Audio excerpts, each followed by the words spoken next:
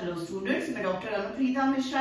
आप electrical machines में 3 phase induction motor का ब्रेकिंग लास्ट टॉपिक समझ रहे हो। ब्रेकिंग का भी लास्ट टाइप मैं समझा रही हूँ इलेक्ट्रिकल ब्रेकिंग का, वो है डायनामिक ब्रेकिंग। बेटा इलेक्ट्रिकल ब्रेकिंग और मैकेनिकल ब्रेकिंग के बारे में इंट्रोडक्टरी वीडियो जो मैंने बनाया था ब्रेकिंग का, उसमें मैंने समझाया था।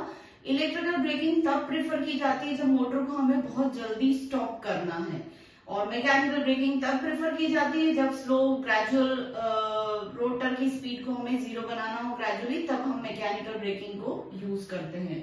तो चलिए स्टार्ट करते हैं डायनामिक ब्रेकिंग। पर इससे पहले मैं एक चीज और बता दूं कि अब इसके बाद मैं सिंक्रोनस मशीन स्टार्ट करूंगी। बेटा इंडक्शन मोटर से रिलेटेड कुछ स्पेशल टॉपिक से मैं इंपॉर्टेंट नहीं करूंगी। फील्ड जॉब जो करते हैं या जो एमटेक और पीएचडी कर रहे हैं उन बच्चों के लिए वो इम्पोर्टेंट हो जाते हैं उनके रिसर्च एरिया के अकॉर्डिंग।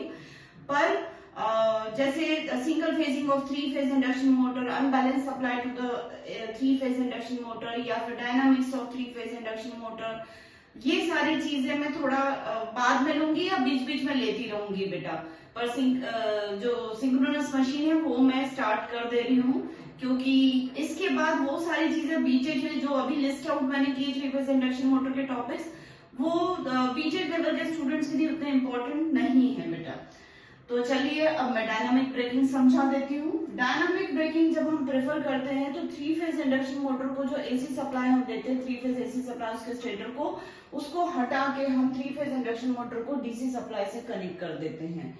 यहाँ पर मैं कनेक्शन बता रही हूँ आपको। ये आपकी मोटर है, इंडक्शन मोटर, और स्लिप रिंग्स के थ्रू, अगर मैं यहाँ पे स्लिप रिंग्स को ऐसे शो कर दूं तो रोटर से स्लिप रिंग के थ्रू ये एक्सटर्नल रेजिस्टेंस कनेक्टेड है, जो कि इलेक्ट्रिकल लोड भी समझा रहे हैं और करंट को रिड्यूस करने का काम भी करेंगे। यहाँ पर साथ में यहाँ पर एसी सप्लाई अगर आप समझ रहे तो कंटिन्यूटी में जो मोटर हमारी चालू है वर्किंग कंडीशन में और उसकी स्पीड एनआर है, तब उसको एसी 3 फेज सप्लाई दिया जा रहा है, तो तब ये जो प्लंजर होगा वो ऐसा खींचा हुआ होगा, तो ये बार शॉर्ट कर देगा ए फेज को, बी फेज को और सी फेज को, तो ये कनेक्शन मेंटेन रहेगा। जब मुझे मोटर को ब्रेक लगाना है, इलेक्ट्रिकल ब्रेकिंग करनी है, तो मैं इस प्लंजर को शिफ्ट कर दूंगी। तो जैसे ही शिफ्ट करूंगी तो ये वाले बार्स जो है वो डीसी सप्लाई को कनेक्ट कर देंगे 3 फेज इंडक्शन मोटर से, और इससे ओपन कर देंगे। ए फेज भी ओपन हो जाएगा, क्योंकि इधर मैं शिफ्ट करूंगी तो ये बार दूर हो जाएगा ए फेज से, ये बार दूर हो जाएगा ए फेज से, और ये बार भी दूर हो जाएगा सी फेज से। ये बी फेज है, ए फेज नहीं, ए बी और सी। तो ए से ये बार दूर हो जाएगा, बी से ये वाला बार दूर हो जाएगा, और सी से ये वाला बार दूर हो जाएगा, और उधर डीसी सप्लाई कनेक्ट हो जाएगा 3 फेज इंडक्शन मोटर से, सिर्फ एक मैकेनिकल मूवमेंट से। मतलब जब मुझे एसी सप्लाई देना है तो मैं प्लंजर को ऐसे खींचूंगी तो डीसी नहीं रहेगा, एसी कनेक्टेड रहेगा, और जब मुझे डीसी सप्लाई कनेक्ट करना है ब्रेक लगाने के लिए तो प्लंजर को मैं ऐसे प्रेस करूंगी।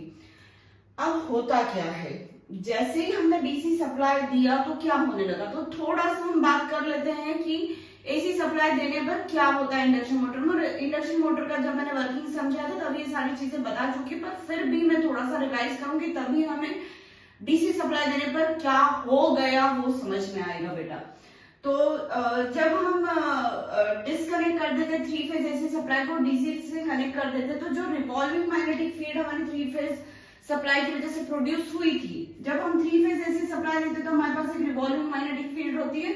वो रिवॉल्विंग मैग्नेटिक फील्ड ऐसी है, मतलब नॉर्थ टू साउथ पोल ऐसा समझे हम, और ये ऐसे रोटेट होती चली जा रही, कितनी स्पीड से, एनएस स्पीड से। ये इसका मैग्नीट्यूड कितना होता है 3/2 फाइन, इतना मैग्नीट्यूड होता है। ये सारी चीजें अपन पढ़ चुके हैं बेटा। पर ये घूम रहा है कितनी स्पीड से, एनएस स्पीड से, और इसी स्पीड को जो हमारा रोटर जो है उसी डायरेक्शन में टॉर्क डेवलप होता है, why rotor starts to rotate, ऐसा भी मैंने वीडियो कंटेंट आपको डिलीवर किया था। तो एनआर भी उसी डायरेक्शन में रोटेट होना शुरू हो जाता है। अब मुझे जब ब्रेक लगाना है तो एनआर घूम रहा है, और मैंने एसी सप्लाई को हटा के डीसी सप्लाई दे दिया, एसी को डिस्कनेक्ट किया और डीसी दे दिया, तो रिवॉल्विंग मैग्नेटिक फील्ड नहीं प्रोड्यूस होगी, एक डीसी फील्ड प्रोड्यूस होगी स्टेटर पर डीसी सप्लाई की वजह से, जिसे मैं डीसी 5 स्टेशनरी फील्ड बोल रही हूँ, और वो एक ही जगह रहेगी। अब जो रोटर के कंडक्टर से, जिसमें यहाँ पर मैं कह रही हूँ क्रॉस में करंट बह रहा है, और यहाँ पे डॉट में करंट बह रहा है माना कि, तो ये रोटर करंट जो रोटर कंडक्टर्स ऐसे ऐसे रोटेट हो रहे हैं। तो अभी क्या हो रहा है, रोटेटरी मैग्नेटिक फील्ड को ये फॉलो कर रहे हैं कंडक्टर घूमते घूमते, पर जैसे ही मैंने रिवॉल्विंग मैग्नेटिक फील्ड प्रोड्यूस करवाना बंद कर दी डीसी सप्लाई देकर, तो ये फील्ड तो स्टेशनरी हो गई, इसका रोटेशन जीरो हो गया और रोटर कंडक्टर घूमते हुए इस फील्ड को, स्टेशनरी डीसी फील्ड को कट करते हैं। ठीक, ये हो रहा है। अब थोड़ा सा और बैक में, जब एसी सप्लाई था और मोटर हमारी शुरू नहीं हुई थी, जैसे मैंने मोटर को स्टार्ट किया तो शुरू में रिवॉल्विंग मैग्नेटिक फील्ड प्रोड्यूस होगी स्टेटर में 3 फेज एसी सप्लाई की वजह से, और रोटर ने घूमना शुरू नहीं किया तो रोटर स्टैंड स्टिल कंडीशन में एनआर इक्वल टू 0। तब रिलेटिव स्पीड जो होगी रोटर कंडक्टर्स पर ड्यू टू फ्लक्स, कौन सा फ्लक्स, फाइज, जो रिवॉल्विंग मैग्नेटिक फील्ड का फ्लक्स है फाइज, उसकी relativity with respect to the rotor conductors कितनी होगी, सिर्फ वो रोटर कंडक्टर्स को ns स्पीड से काट रहा है तो उसकी रिलेटिविटी जो होगी वो ns होगी। मतलब d∅dt rate of cutting of the flux phase with respect to the rotor conductor will be ns minus 0। मतलब ns speed revolving magnetic field की, रोटर की स्पीड अभी 0 है, इतनी रिलेटिविटी है, तो ये रिलेटिविटी ज्यादा है। तब स्टैंड स्टिल कंडीशन में पहला ईएमएफ जो रोटर बार्स में आएगा वो ज्यादा बड़ा होगा, करंट जो प्रोड्यूस होगा वो भी ज्यादा बड़ा होगा और फ्रीक्वेंसी भी ज्यादा होगी। अब according to the Lenz's law क्या होता है, रोटर में जो रोटर बार्स में जो ईएमएफ इंड्यूस हुआ, शॉर्ट सर्किटेड रोटर बार्स है तो उसमें करंट प्रोड्यूस हुआ, उस करंट ने अपना फ्लक्स प्रोड्यूस किया। अब ये फ्लक्स अपने ही कारण का अपोज करेगा और वो फ्लक्स के प्रोड्यूस होने का कारण सिर्फ और सिर्फ रिवॉल्विंग मैग्नेटिक फील्ड है, तो रोटर उसी डायरेक्शन में घूमना शुरू कर देता है और उस ns को फॉलो करता है और रिलेटिविटी को कम कर देता है। ns माइनस 0 जो हाईएस्ट रिलेटिविटी थी उसको रिड्यूस करके ns माइनस nr, मतलब ये क्वांटिटी को छोटा कर देता है। तो rate of change of flux जो होगा अब रोटर कंडक्टर्स में, जब मोटर nr स्पीड पर या रोटर nr स्पीड पर घूम रही है, तब वो जो फ्लक्स कटिंग होगी वो ns माइनस nr रेट से होगी, मतलब d∅dt जो होगा वो ns माइनस nr होगा। अब यहाँ की मैं बात करती हूँ, डीसी सप्लाई दिया तो क्या होगा। डीसी सप्लाई जैसे ही हमने दिया तो ns तो हमारा 0 हो गया, तो d∅dt जो होगा वो किसके प्रोपोर्शनल हो जाएगा, 0 माइनस nr, मतलब d∅dt प्रोपोर्शनल हो गया माइनस nr के। क्या हुआ, ये माइनस nr के प्रोपोर्शनल हो गया, मतलब rate of change of flux opposite हो गया। पहले प्लस था ns माइनस nr, भले ही जो भी क्वांटिटी थी पर पॉजिटिव थी, अब वो निगेटिव क्वांटिटी हो गई। मतलब ईएमएफ जो कंडक्टर्स में अब इंड्यूस होगा रोटर बार्स में वो अपोजिट डायरेक्शन का होगा। मतलब जब रोटर नॉर्मल nr स्पीड पे घूम रहा था तो यहाँ पे प्लस या क्रॉस था करंट की डायरेक्शन में और ये डॉट था according to the current direction, तो अब रिवर्स हो जाएगी ये चीज और यहाँ डॉट हो जाएगा और ये क्रॉस हो जाएगा सेम कंडक्टर्स पे।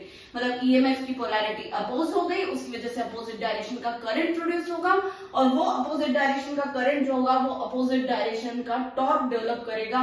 मतलब मोटर रोटर जो इधर घूम रहा है और टॉर्क डेवलप हो जाएगा इस डायरेक्शन का, मतलब वो मोटर की स्पीड को nr को रिड्यूस करने की कोशिश करेगा क्योंकि अपोजिट डायरेक्शन का टॉर्क है और ये ब्रेकिंग टॉर्क होगा और ये धीरे धीरे स्पीड जो होगी रोटर की उसको 0 बना देगा। इस तरीके से मोटर रुक जाएगी, ब्रेक लग जाएगा बेटा, और ये कहलाती है डायनामिक ब्रेकिंग।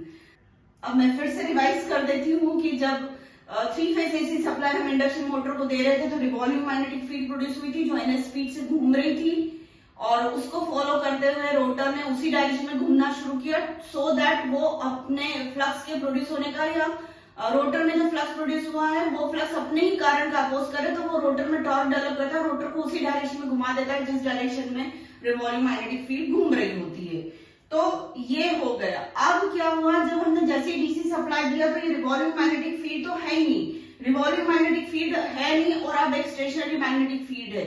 तो हुआ क्या, जैसे ही स्टेशनरी मैग्नेटिक फील्ड है मतलब ns इक्वल टू 0 है पर nr तो एग्जिस्ट कर रहा है, रोटर घूम रहा है, घूमते हुए रोटर में अब क्या हुआ, rate of change of flux जो मिल रहा है वो ns माइनस nr की जगह 0 माइनस nr मिल रहा है। मतलब rate of change of flux जो होगा वो माइनस nr के प्रोपोर्शनल हो जाएगा और ये माइनस साइन अपने आप में इंडिकेट करता है कि रोटर में जो ईएमएफ इंड्यूस होगा अब रोटर बार्स में वो अपोजिट पोलैरिटी का इंड्यूस होगा। मतलब जिस कंडक्टर में क्रॉस में करंट था और जिसमें डॉट में था उसमें अपोजिट हो जाएगा, क्रॉस वाला डॉट हो जाएगा और डॉट वाला क्रॉस हो जाएगा।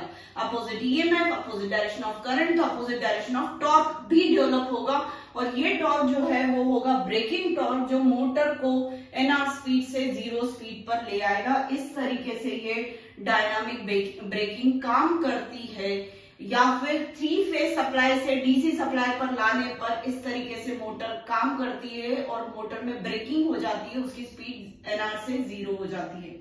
तो उम्मीद है आपको मेरा डिस्कशन समझ में आया होगा। तो प्लीज आप मेरे आज की वीडियो को लाइक कर दीजिए, मेरे चैनल को सब्सक्राइब करिए और ज्यादा से ज्यादा वीडियोस देखकर अपने इलेक्ट्रिकल के कॉन्सेप्ट्स को क्लियर करने की कोशिश करिए। बेटा मैं डीप में जाके आप लोगों को सारे रीजंस देती हूँ, सारे व्हाई, क्यों, ये सारी चीजों पे मैं बात करती हूँ। तो सिंक्रोनस मशीन भी आप लोगों को पढ़ने में बहुत मजा आएगा, ऐसा मैं उम्मीद करती हूँ। और इसके सिंक्रोनस मशीन हो जाए या थोड़ा बहुत बेसिक सिंक्रोनस मशीन जब मैं कवर कर लूंगी तो उसके बाद मैं नेटवर्क एनालिसिस सब्जेक्ट का ट्रांसिएंट्स भी आपसे डिस्कस करूंगी। तो प्लीज मेरे आज के वीडियो को लाइक कर दीजिए। Thank you.